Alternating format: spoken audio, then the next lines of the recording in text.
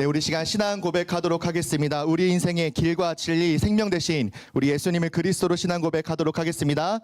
예수께서 이르시되 내가 곧 길이요 진리요 생명이니 나로 말미암지 않고는 아버지께로 올 자가 없느니라. 아멘. 우리 옆에 있는 귀한 선생님들과 우리 다음 세대들과 이렇게 축복하며 인사하겠습니다. 우리는 영원한 생명을 받았습니다. 한번 앞뒤로 우리 서로 웃는 얼굴로 축복합시다. 예수님만이 우리의 그리스도가 되십니다. 네, 읽은 말씀 따라서 당신은 누구십니까? 라는 제목으로 고등국 다음 세대에게 말씀 선포하도록 하겠습니다. 사람마다 보는 관점이나 또 입장이 천차만별이죠. 또 나이도 다르고 여러분 다니고 있는 학교도 다르고 또 살아온 환경들과 배경들 배워왔던 과정들이 다 다르기 때문에 이렇게 보는 관점들 또 내 입장 천차만별이기 때문에 어떠한 여러 가지 갈등들과 이제 똑같은 상황을 만난다 하더라도 해석하는 경우가 굉장히 달라지게 돼 있어요. 저는 파스타나 리조또를 좋아하지 않아요. 뭐 따로 이렇게 시켜 먹어본 적도 없고 굳이 막 억지로 찾아가서 먹어본 적이 없어요. 늘상 얘기를 했지만 남자는 돈가스, 그쵸? 아니면 뭐 국밥, 뭐 아니면 맥도날드, 뭐 국룰이죠, 그쵸? 뭐 그냥 가서 그냥 있으면 그냥 뭐 먹게 되고 뭐 남자들끼리는 그냥 뭐 어떤 거든 일단 뜨끈한 국밥이면 뭐든지 이제 해결이 되니까. 근데 이제 제가 파스타랑 리조또를 먹을 수밖에 없었던 이유, 뭐 제 아내 되시는 분께서 워낙 좋아하셨기 때문에 그러니까 저는 그냥 선호하지 않았던 거지 못 먹는 건 아니니까 이렇게 어느 날 한 번은 이렇게 맛있게 먹었던 거예요. 그냥 배고픈 제 입장이었겠죠. 그러니까 뭐 점심도 제대로 못 먹었는데 오랜만에 또 이제 이렇게 맛있는 이렇게 레스토랑 같은 데 가가지고 이렇게 파스타 먹으면 원래는 뭐 좋아하진 않았지만 못 먹지는 않으니까 그냥 맛있게 먹었는데 이제 저의 입장을 헤아리지 못하고 저희 아내는 파스타 진짜 좋아하는구나. 그렇게 바라봐 주신 거예요. 관점이 그렇게 되신 거예요. 저는 뭐 따로 뭐 이렇게 뭐 이거 먹고 싶어 저거 먹고 싶어 이렇게 한 적은 없으니까 늘상 이제 어디 갈까 하면은 우리 그럼 거기 갈까 파스타 먹으러 갈까 이렇게 되어버렸던 거죠. 저 사람은 파스타를 좋아하는구나. 저희 아내의 관점이었고 저의 입장은 그냥 배가 고팠던 거예요. 이렇게 각자의 입장과 보는 관점에 따라 해석이 정말 천차만별이에요. 저는 파스타랑 리조또를 좋아하지 않은데 이게 저의 입장이 달랐고 또 저희 아내의 관점이 달랐기 때문에 그런 해석이 또 그런 오해와 갈등이 이제 우리 삶에 빈번하게 일어나요. 지금 이제 함께 사니까 제가 이제 뭐 이렇게 가까우니까 이제 많이 더 가까워졌으니까 파스타 먹을까 그러면 이래요. 이제 싫어하는 티를 이제 슬슬 내기 시작한다는 거죠. 사람의 관점, 자신의 입장에서 예수님을 바라본 이 유대교 지도자들도 자기의 입장에서 예수님을 바라봤기 때문에 예수님을 그리스도라 만나지 못하고 그리스도로 인정하지 못하고 안식일에 38년 된 병자를 고쳐준 일 때문에 그 예수님을 미워하고 심지어 죽이고자 하는 마음까지 품게 된 거예요. 나의 입장, 유대인이라는 그 입장 때문에. 요한복음 5장 16절 17절 말씀에 그러므로 안식일에 이러한 일을 행하신다 하여 유대인들이 예수를 박해하게 된지라. 예수께서 그들에게 이르시되 내 아버지께서 이제까지 일하시니 나도 일한다 하시매라고 말씀하셨어요.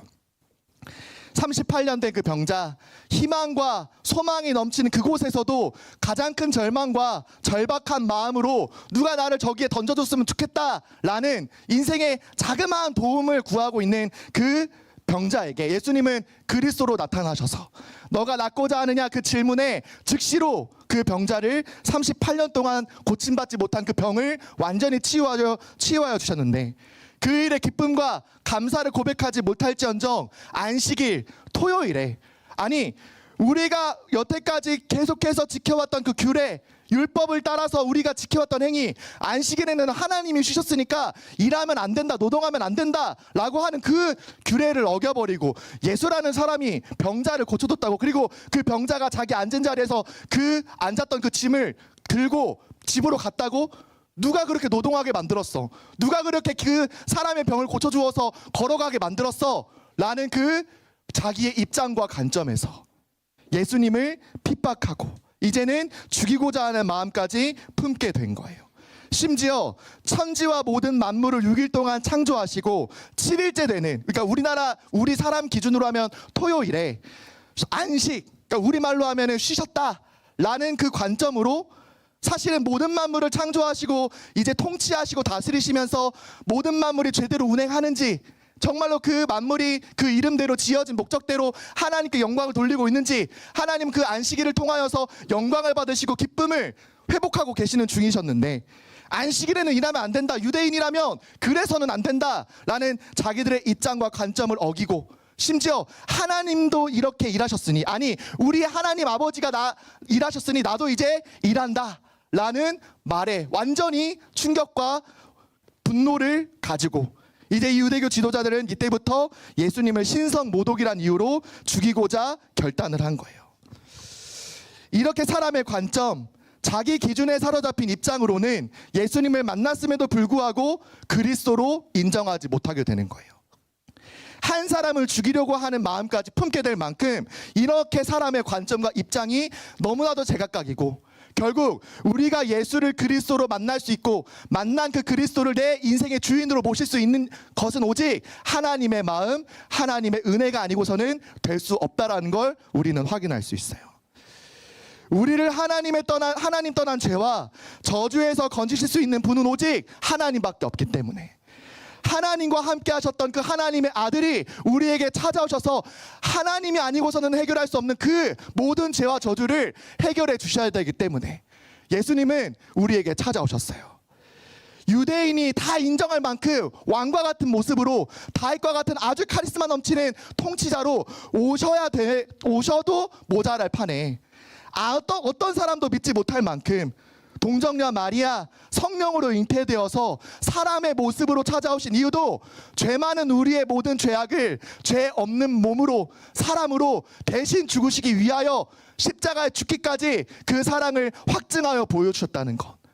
모든 사람이 믿을 수 있을 만큼 보고 이해하고, 아, 저 사람만 믿으면 되겠구나, 따라가면 되겠구나 라고 할 만큼 통치자적인 면모를 보이며 찾아오신 것이 아니라 평범한 몫으로, 나를 대신해 죽어야 되기 때문에 피 흘리시고 피부가 다 찢긴 모양으로 우리를 위해 십자가에 죽으신 그리스도가 되신 것.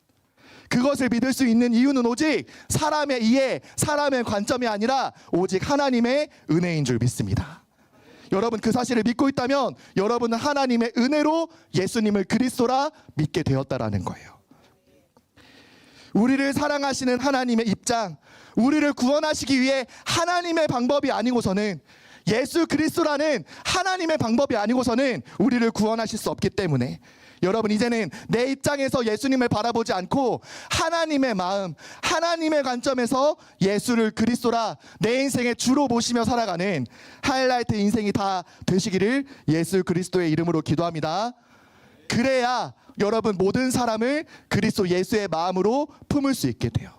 여러분의 입장에서, 여러분의 관점에서 현장을 바라보면 칠흑 같은 어둠일 수밖에 없어요. 그러나 하나님의 입장에서 저들마저도 사랑하시고 이미 저들을 구원하시기 위해 예수님을 그리스도로 십자가에 못 박혀 죽기까지 하나님의 사랑을 확증하여 보여주신 그 아가페, 무조건적인 사랑을 여러분 힘입는다면 여러분들은 그리스도 예수의 마음으로 모든 사람을 살리게 되어 있다는 거예요.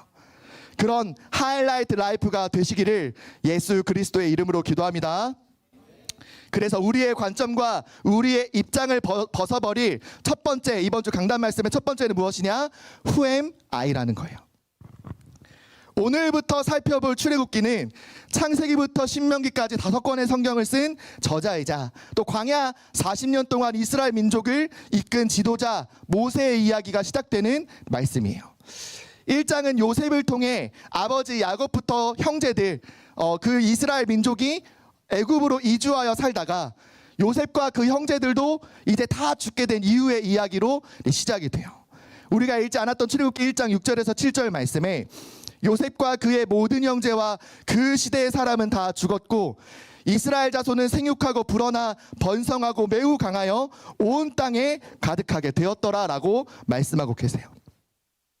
애굽 땅에 이주하여 살게 된 히브리 족속, 이방인이었고 손님과 같은 객이었던 이 민족이 오히려 이 애굽 땅에서 엄청나게 번성을 하니까 막 후손이 막 계속해서 번성하고 막 많은 땅들을 이제 차지하게 되고 이제 온 땅에 이제 이 히브리 민족에 대해서 소문이 나기 시작하니까 총리였던 요셉을 알지 못하는 새로운 애굽 왕들이 세워지면서 이 이스라엘 히브리 민족을 걱정하기 시작해요. 만약에 이 민족이 다른 나라와 동맹 연합하여서 우리나라를 반역하고 반란을 일으킨다면 우리 애굽 땅 통째로 히브리 민족에게 빼앗기는 거 아니겠느냐, 우리가 과연 저들을 이길 수 있겠느냐라는 이제 불신이, 겁이 일어나기 시작한 거예요. 그래서 이들을 왕궁과 우상 건물들을 짓는 아주 심한 노역에 강제로 동참하게 하자. 그래서 이들을 빨리 죽게 만들자. 공사에서 일어나는 뭐 사건이랑 뭐 갑자기 돌이 떨어지는 일, 그걸로 이제 빨리빨리 죽게 되면 이들이 점점 더 숫자가 줄어들겠지라고 아주 완악한 생각을 펼치게 된 거예요. 그래도 이들이 번성하자 이제는 남자 아이가 태어나면 강하수에 버려버려라 라고 할 만큼 이제는 이스라엘 민족 전체를 말살하려는 정책까지 펼치게 돼 있어요. 이렇게 펼치게 되었어요.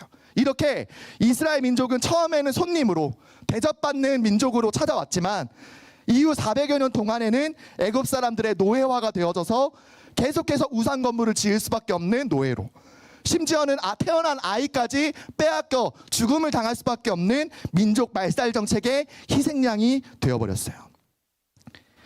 이때 하나님께서는 이 이스라엘 민족 가운데 레위 지파 사람들 중에 태어난 아들로 또 애굽의 공주의 양자가 되어서 40년 동안 애굽 왕궁에서 자라난 사람으로, 그러다가 자기 혈기를 못 이겨 히브리 민족을 괴롭히는 애굽 사람을 쳐서, 돌로 쳐서 죽인, 뒤로 밀어서 죽인 그 사람, 그것을 들켜서 도망치게 된 실패자 모세를 하나님이 찾아오시는 장면이 오늘 읽은 출애굽기 3장의 말씀으로 나오게 돼 있어요. 완전히 실패하고 자기 입장에서, 자기 관점에서 어떻게든 살아보려고 애써왔던 이 모세가 이제는 완전히 도망자, 도주자, 실패자가 되어 80세가 되어버린 이 모세를 하나님이 먼저 찾아오셨다는 거예요. 출애굽기 3장 2절과 4절 말씀에 여호와의 사자가 떨기나무 가운데로부터 나오는 불꽃 안에서 그에게 나타나시니라. 그가 보니 떨기나무에 불이 붙었으나 그 떨기나무가 사라지지 아니하는지라. 여호와께서 그가 보려고 돌이켜 오는 것을 보신지라. 하나님이 떨기나무 가운데서 그를 불러 이르시되 모세야 모세야 하시매 그가 이르되 내가 여기 있나이다. 하나님께서는 미디안이라는 광야에 도망쳐 그곳에서 제사장 일을 했던 이드로라는 사람을 만나게 되어서 그 이드로의 딸과 결혼하게 되고, 장인어른이 이드로의 양을 치는 목동으로 40년 동안 살던 시점이었어요. 목동으로 살던 이 시점, 80세가 된 이 모세를 하나님이 먼저 찾아오셨다는 거예요.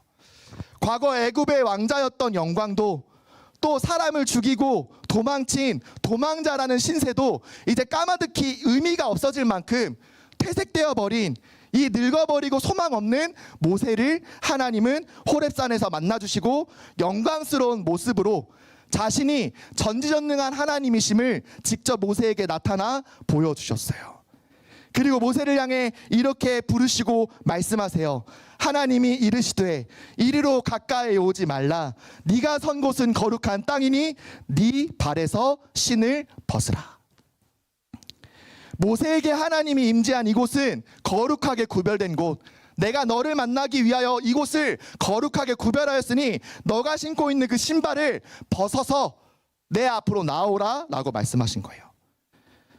한마디로 어디로 가는 인생인지, 내가 무슨 죄를 짓고 살아가고 있는지, 왜 내가 이렇게 실패한 인생으로 낙오되어 살아가고 있는지 알지 못하는 이 모세의 관점과 그 입장, 하나님을 떠나 자기도 모르게 계속해서 죄악을 범할 수밖에 없는 그 죄인된 영적 상태, 그 모든 너가 경험했던 그 신발, 그 인생을 너 완전히 벗어버리고 이제 내 앞으로 나올 것을 하나님은 말씀하셨어요.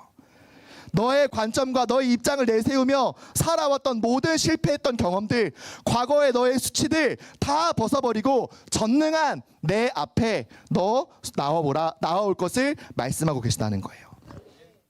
그렇게 영광스러운 모습으로 나타나신 하나님께 종과 같이 모든 자기가 의지했던 신발마저도 벗어버리고 두려움과 경외하는 마음으로 하나님 말씀 앞에 선 이 모세에게 하나님은 자신이 찾아오신 이유를 이제 알려주기 시작하세요. 9절에서 10절 말씀에 이제 가라, 이스라엘 자손의 부르짖음이 내게 달하고 애굽 사람이 그들을 괴롭히는 학대도 내가 보았으니 이제 내가 너를 바로에게 보내어 너에게 내 백성 이스라엘 자손을 애굽에서 인도하여 내게 하리라 라고 말씀하세요. 하나님께서는 모든 족속 열방을 구원하시기 위해 먼저 택함 받은 민족인 이 이스라엘 족속이 애굽 땅에서 종살이하며 받고 있는 학대를 다 들으시고 알고 계셨고 보았다라고 말씀하고 계세요. 400년 동안 오래 참으시다가 이제는 더 이상 참지 않으시고 이제는 모세를 택하여서 그를 지도자로 세우셔서 구원을 베푸시고 이스라엘 민족을 애굽에서 해방시키실 것을 사명으로 소명으로 주시기 시작하는 거예요. 그러기 위해서 너가 신던 신, 너가 가지고 있던 입장, 너가 바라봤던 애굽이라는 그 관점, 너가 바라봤던 히브리 민족이라는 그 모든 옛 기억 다 벗어버리고 창조주이신 하나님 앞에 종과 같이 쓰임받을 것을 하나님은 은혜로 말씀으로 알려주기 시작하시는 거예요. 이때 하나님이 창조주이신 것을 인정할 수밖에 없으나, 아니 떨기나무가 불에 타고 있는데 불에 타고 있지 않는 그 나무 안에서 하나님의 음성이 들리기에 아, 저분은 내가 만나고 싶어 했던 창조주 하나님은 맞구나. 근데 하나님, 내가 바로왕 앞에 가야 된다고요? 내가 다시 내 조상 히브리 민족을 만나서 그들을 애굽 땅에서 건져내야 된다고요? 라는 그 막막한 자신의 입장과 관점을 가지고 하나님 앞에 이렇게 되묻기 시작하는 거예요. 출애굽기 3장 11절 말씀에 모세가 하나님께 아뢰되 내가 누구이기에 바로에게 가며 이스라엘 자손을 애굽에서 인도하여 내리이까? 하나님이 이르시되 내가 반드시 너와 함께 있으리라. 네가 그 백성을 애굽에서 인도하여 낸 후에 너희가 이 산에서 하나님을 섬기리니 이것이 내가 너를 보낸 증거니라. 모세가 이렇게 질문해요. 내가 누구입니까? Who am I? 내가 뭐라고요? 내가 누구인데 하나님께서 말씀하신 대로 바로왕 앞에 가서 나를 죽이려고자 했던 그 애굽 땅에 다시 가서 나를 믿지 않고 나를 바라보지 않는 그 히브리 민족을 어떻게 구원해낼 수 있습니까? 나에게 어떤 가능성이 있습니까? 내가 할 수 있는 것이 무엇입니까? 라고 질문하기 시작해요. 내가 누구인지, 내가 가진 것이 무엇인지, 내가 어떤 능력을 가지고 있기 때문에 그 일을 감당할 수 있는지 라고 질문하는 그 질문에 하나님의 대답은 무엇이냐? 너 이런 사람이야. 너 바로 왕의 공주였잖아. 너 40년 동안 왕궁에서 그 왕궁 대학에서 철저하게 공부하면서 너 가진 지식 많잖아. 너 가능성 있어. 너 정말로 창조적인 능력이 네 안에 있어 라고 말하시지 않고 뭐라고 말씀하셨습니까? 내가 너와 반드시 함께하리라. 우리가 가져야 될 정체성, 여러분이 질문해야 될 정체성, 그 정체성 혼란 때문에 지금도 아직도 갈등하며 혼란스러운 혼돈 속에 있는 것 같은 여러분의 인생에서 반드시 찾아야 될 정체성이 무엇이냐? 여호와 하나님이 반드시 나와 함께 하신다. 그것이 우리가 찾아야 될, 여러분의 청소년 시기에 반드시 찾아야 될 유일한 정체성임을 여러분 믿으시기를 바랍니다. 하나님이 나와 함께 하신다면 모든 것을 할 수 있습니다. 바울도 이렇게 고백하기 시작해요. 빌립보서 4장 13절 말씀에 내게 능력 주시는 자 안에서 내가 모든 것을 할 수 있느니라. 내가 바울이니까, 내가 전도자니까, 내가 수많은 교회를 복음 전파함으로 말미암아 세운 바울이니까 이렇게 고백하지 않았어요. 내게 능력 주시는 자 안에서 내가 모든 것을 할 수 있느니라. 내게 능력 주시는 그 하나님, 그 모든 것을 창조하시고 세상을 살릴 생명의 빛으로 우리에게 찾아오신 그리스도 예수 안에 있다면 우리는 하나님이 맡기신 그 일, 하이라이트 라이프로 살아갈 수 있는 거예요. 내 입장, 내 관점, 하나님은 그것을 바라보지 않습니다. 여러분이 과거에서 있었던 모든 실패했던 경험들, 하나님은 그것을 보시고 여러분을 성적 나누게 하듯이 일하시지 않고 여러분을 사용하시지 않는 게 아니에요. 하나님이 여러분과 함께 하신다면 여러분 반드시 하나님께 쓰임받을 수 있습니다. 그 하나님께서 사용하시는 대로 어두움 가운데 영적 애국과 같은 여러분의 현장 가운데 있는 영혼들을 구원하여 내는 하이라이트 라이프가 다 되시기를 예수 그리스도의 이름으로 기도합니다. 그럼 두 번째로 I am who I am이라는 하나님의 이름을 여러분 선물 받게 되어져 있어요. 하나님이 모세와 반드시 함께 하실 것을 약속하셨는데, 모세는 80년 동안 자신도 모르게 축적되어 온 그 관점과 자기 기준을 아직도 벗어버리지 못하고, 그래요, 하나님 나와 함께 하시는데 그 하나님이 어떤 분입니까? 누구십니까? 라고 또 질문하기 시작하는 거예요. 13절에 모세가 하나님께 아뢰되 내가 이스라엘 자손에게 가서 이르기를 너희의 조상의 하나님이 나를 너희에게 보내셨다 하면 그들이 내게 묻기를 그의 이름이 무엇이냐 하리니 내가 무엇이라고 그들에게 말하리까? 라고 말해요. 사람의 입장에서, 사람의 관점에서 아직 이스라엘 자기들의 친척 조상 히브리 민족에게 앞서서 질문한 것이 아닌데, 그렇게 물어보면 내가 뭐라고 답합니까? 라고 사람의 입장 관점에서 또다시 질문해요. 하나님이 누구십니까? 그 이름이 어떤 뜻인데요? 라고 물어보면 제가 뭐라고 그들에게 말합니까? 라듯 자기 질문인데 마치 사람에게 물어본 듯 그냥 답 질문하기 시작하는 거예요. 하나님께서는 이미 자신이 아브라함, 이삭, 야곱과 함께 하셨던 하나님이심을 모세에게 알려주셨어요. 그럼에도 모세는 그 하나님의 역사를 잊어버리고 심한 노역에 황폐해질 대로 황폐해진 이스라엘 민족에게 하나님을 어떻게 소개해야 되느냐, 어떤 이름으로 하나님을 알려줘야 되느냐라고 질문하는 거예요. 그때 하나님께서는 처음으로 자신의 이름, 단순한 이름을 알려주신 것이 아닌 하나님이 어떤 분인지 스스로 처음 알려주시기 시작해요. 출애굽기 3장 14절에서 15절 말씀에 하나님이 모세에게 이르시되 나는 스스로 있는 자이니라. 또 이르시되 너는 이스라엘 자손에게 이같이 이르기를 스스로 있는 자가 나를 너희에게 보내셨다 하라. 하나님이 또 모세에게 이르시되 너는 이스라엘 자손에게 이같이 이르기를 너희 조상의 하나님 여호와 곧 아브라함의 하나님, 이삭의 하나님, 야곱의 하나님께서 나를 너희에게 보내셨다 하라. 이는 나의 영원한 이름이요 대대로 기억할 나의 칭호니라. 하나님께서는 세상의 모든 것, 눈에 보이는 것과 보이지 않는 것까지도 존재하게 하시고 시작이 되시는 유일한 창조주 하나님이심을, 하나님은 누가 만든 것도 태어나게 한 것도 아닌 처음부터 스스로 계셨던 유일한 전지전능한 창조주 하나님 스스로 있는 자임을 말씀하셨어요. 너가 존재하는 이유, 너가 지금 살아있는 이유, 너가 지금 살아가고 있는 이 땅이 존재하고 시작이 된 이유, 바로 내가 스스로 있는 자이기 때문이다. 하나님은 그렇게 말씀하신 거예요.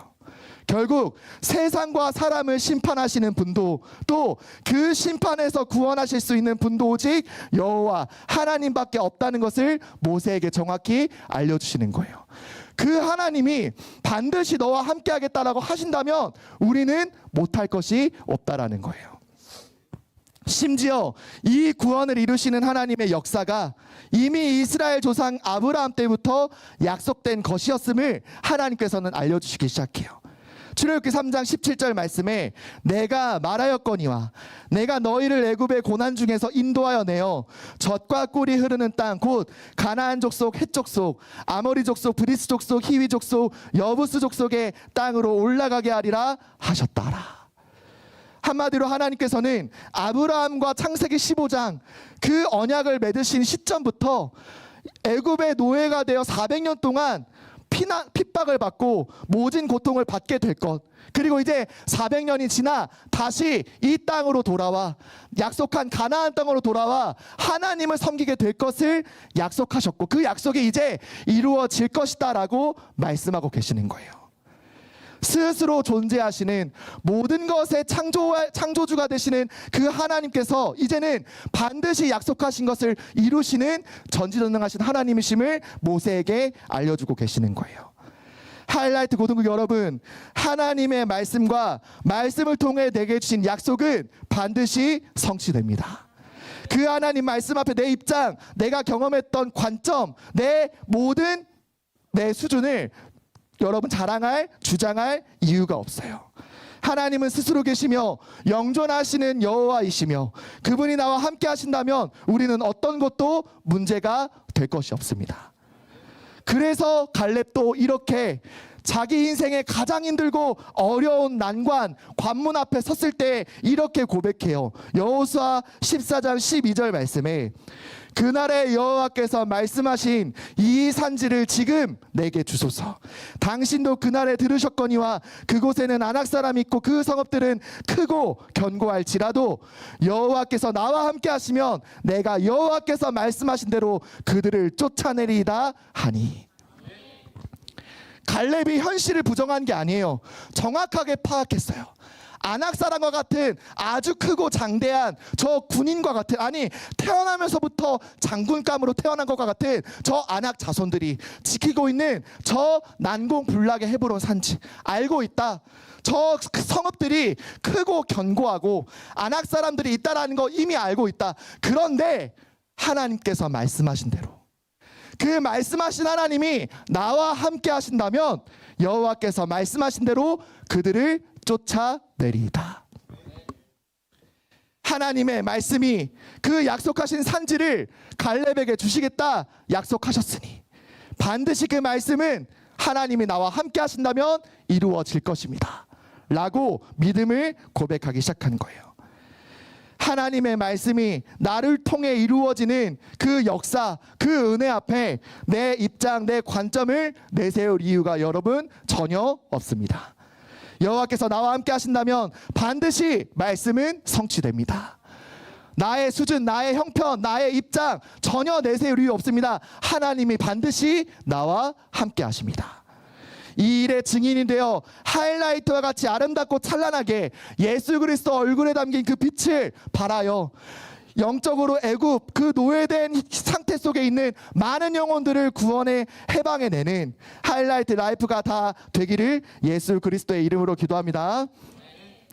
그래서 결론으로 정말 인생의 하이라이트와 같은 여러분 가장 중요한 고등학생 시기에 여러분들이 찾아야 될 것이 무엇이냐? 바로 하이라이트 정체성이에요. 내가 누구인지, 내가 어떤 사람인지, 나는 어떻게 살아가야 되는지 여러분 그것을 질문하기 전에 여러분이 찾아야 될 정체성은 무엇이냐? 내가 누구와 함께 하느냐가 중요해요. 나의 영혼과 인생이 누구를 의지하며 누구에게 도움을 받으며 누구의 말을 믿고 따라가느냐가 우리가 찾아야 될 영적 정체성이에요. 그래서 3월 한 달 동안 우리의 신앙 고백, 하나님이 주신 말씀이 요한복음 14장 6절인 거예요. 여러분 앞에 나와 있는 화면 자막 보시면 믿음으로 함께 고백해 볼까요? 준비, 고마워요. 시작. 예수께서 이르시되 내가 곧 길이요 진리요 생명이니 나로 말미암지 않고는 아버지께로 올 자가 없느니라. 아멘. 단순히 구원받는 길을 말씀하신 것이 아니에요. 여러분의 인생, 여러분의 걸어가야 될 길도 오직 예수 그리스도밖에 없다. 너가 믿어야 될 진리, 세상의 수많은 이론과 수많은 문명이 앞으로 발전을 이루고 다른 시대, 다른 문화가 일어난다 하더라도 유일하게 따라가야 될 영원한 진리는 무엇이냐? 오직 예수 그리스도밖에 없다. 너가 살아갈 수 있는 능력, 살아가는 이유가 되는 생명, 영원한 생명도 오직 예수 그리스도밖에 없다. 그것이 우리가 청소년 시기, 특히 마지막 청소년의 때인 이 고등학교 시절에 반드시 찾아야 될 여러분의 정체성임을 여러분 잊지 말고 반드시 찾는 하이라이트가 되시기를 예수 그리스도의 이름으로 기도합니다. 그러면 여러분은 세상에서 이런 정체성으로 살아가게 돼 있어요. 마태복음 5장 14절에 예수님이 우리의 정체성을 이렇게 밝히 알려주셨습니다. 너희는 세상의 빛이라. 산 위에 있는 동네가 숨겨지지 못할 것이요 사람이 등불을 켜서 말 아래에 두지 아니하고 등경 위에 두나니 이러므로 집안 모든 사람에게 빛이 있느니라. 이같이 너희 빛이 사람 앞에 비치게 하여 그들로 너희 착한 행실을 보고 하늘에 계신 너희 아버지께 영광을 돌리게 하라. 세상을 예수 그리스도의 빛으로 비추시고 그 마음을 살릴, 그 마음으로 현장을 살릴 하이라이트가 되는 것이 예수님께서 우리에게 부여하신 세상 가운데 살아갈 우리의 정체성이에요.